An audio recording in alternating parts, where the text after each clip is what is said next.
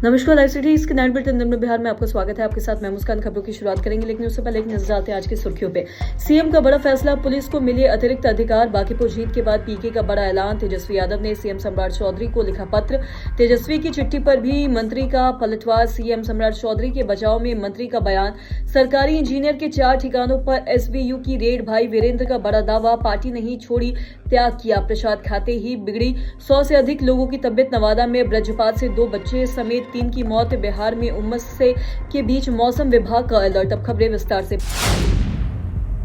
बिहार में आगामी पर्व त्योहारों के दौरान कानून व्यवस्था बनाए रखने के लिए सरकार ने पुलिस अधिकारियों और अतिरिक्त अधिकार देने का फैसला किया है, जिसके तहत आईजी, डीआईजी और एसपी स्तर के अधिकार मजिस्ट्रेट की कुछ शक्तियों का इस्तेमाल कर सकेंगे और इन अधिकारियों की निगरानी में ऐसे लोगों को चिन्हित करा जाएगी जिनमें से त्योहारों के दौरान शांति भंग होने की आशंका है और जरूरत पड़ने पर संभावित उपद्रवियों से ब्रांड भरवाने की भी कार्रवाई की जा सकेगी, ताकि उन्हें पहले से पावन किया जा सके। और साथ ही सरकार का मकसद संवेदनशील इलाकों में किसी भी विवाद या फिर अप्रिय घटना को समय रहते रोकने का है।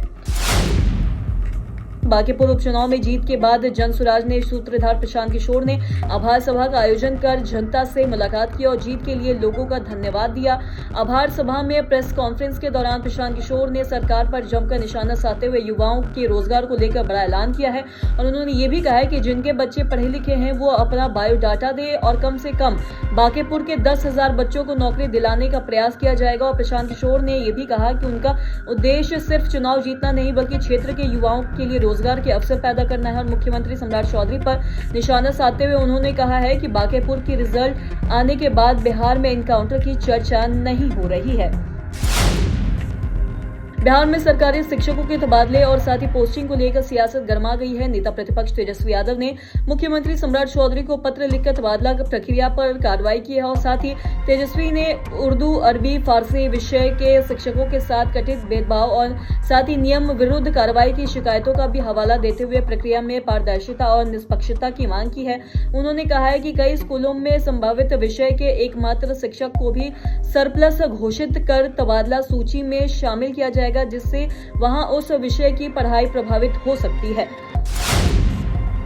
झारखंड में जेपीएससीसी और साथ ही जेएसएससी परीक्षाओं में कथित धांधली के खिलाफ प्रदर्शन कर रहे छात्रों पर लाठीचार्ज को लेकर बिहार की सियासत गर्मा गई है।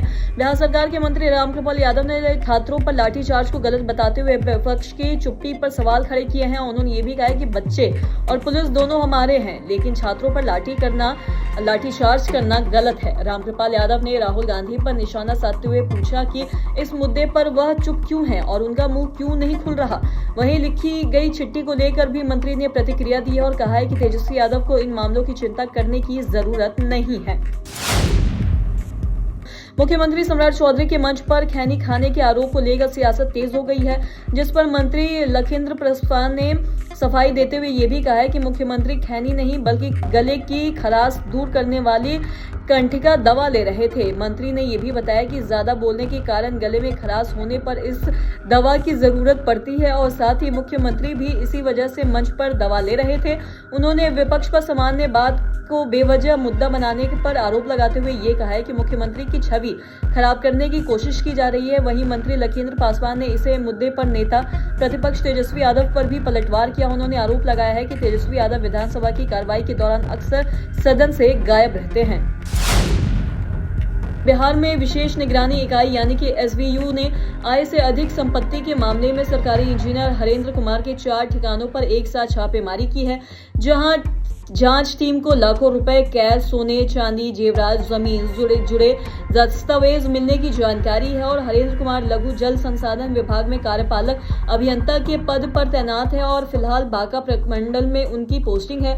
एसवीयू की टीम ने पटना, वैशाली और बांका में उनके आवासीय और कार्यालय परिसरों को जांच के दायरे में लिया है और पटना के महावीर नगर स्थित जनक नंदिनी अपार्टमेंट में फ्लैट नंबर 307 और बेऊ चौराहे स्थित 6 मंजिला मकान में भी तलाशी अभियान चलाया गया और इसके तलाशी अभियान चलाए के साथ ही वैशाली के पातेपुर थाना क्षेत्र के सिमरवाड़ा गांव स्थित ठिकाने और बांका के लघु जल संसाधन विभाग के कार्यालय में भी दस्तावेज खंगाले गए। आरजेडी विधायक भाई वीरेंद्र ने अपने राजनीतिक सफर को लेकर बड़ा बयान देते हुए ये कहा है कि अगर वह भी मुश्किल दौर में पार्टी छोड़कर चले गए होते तो आज उनकी राजनीतिक स्थिति अलग होती और संभव है कि वह उप मुख्यमंत्री होते। और उन्होंने ये भी कहा कि कई नेताओं के पार्टी छोड़ने के बावजूद वह लालू प्रसाद यादव के साथ मजबूती से खड़े रहे और इसके लिए उन्होंने ये भी बताया है कि त्याग किया। भाई वीरेंद्र ने ये कहा कि उनका लक्ष्य लालू प्रसाद के सिद्धांतों को गांव-गांव तक पहुंचाना और तेजस्वी यादव को बिहार का मुख्यमंत्री बनाना है। और पेपर लीक के मुद्दे पर उन्होंने सरकार को घेरते हुए युवाओं के भविष्य को लेकर चिंता जताई। वहीं सम्राट चौधरी से मुलाकात को राजनीतिक नहीं बल्कि क्षेत्र के विकास कार्यों से जुड़ा बताया। खगड़िया के मानसी थाना क्षेत्र के नदी पार हिदायपुर तत्त गांव में सत्यनारायण पूजा का प्रसाद खाने से 100 से अधिक लोग बीमार हो गए, जिनमें से बच्चे और महिलाएं भी शामिल थी। पेट दर्द, उल्टी और सिर दर्द की शिकायत के बाद बीमार लोगों को नाव से जरिए अमनी लाया गया और जहां पे एम्बुलेंस द्वारा सदर अस्पताल पहुंचाया गया। बताया जा रहा है कि सोमवार देर शाम सुबोध चौधरी के घर सत्यनारायण भगवान की पूजा आयोजित की गई थी, जिसमें बड़ी संख्या में लोगों ने प्रसाद ग्रहण किया। और प्रसाद खाने के कुछ देर बाद सबसे पहले सुबोध चौधरी के परिवार के लोग बीमार पड़े और इसके बाद धीरे धीरे गांव के अन्य लोगों की तबियत खराब हो गई और देर रात आनन फानन में सभी बीमार लोगों को अस्पताल लाया गया, जिसमें अस्पताल में अफरा तफरी का माहौल बन गया। और डॉक्टर्स के मुताबिक प्रथम दृष्टया मामला फूड पॉइजनिंग का लग रहा है। हालांकि राहत की बात यह है कि ज्यादातर मरीज खतरे से बाहर है।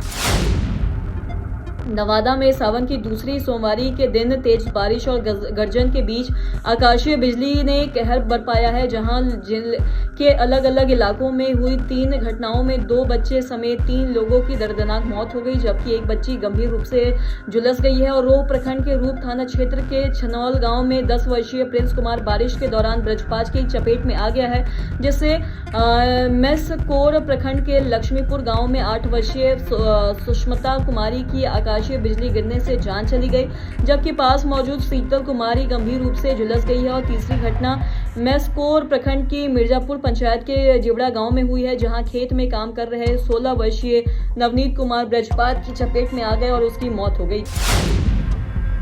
राजधानी पटना समेत कई इलाकों में बारिश नहीं होने से उमस बढ़ गई और तापमान 34 से 35 डिग्री के आसपास बना हुआ है। और मौसम विज्ञानों के अनुसार 12 अगस्त से मानसून की टर्फ लाइन के उत्तर बिहारी की ओर से बढ़ने से बारिश की गतिविधियां तेज हो सकती है।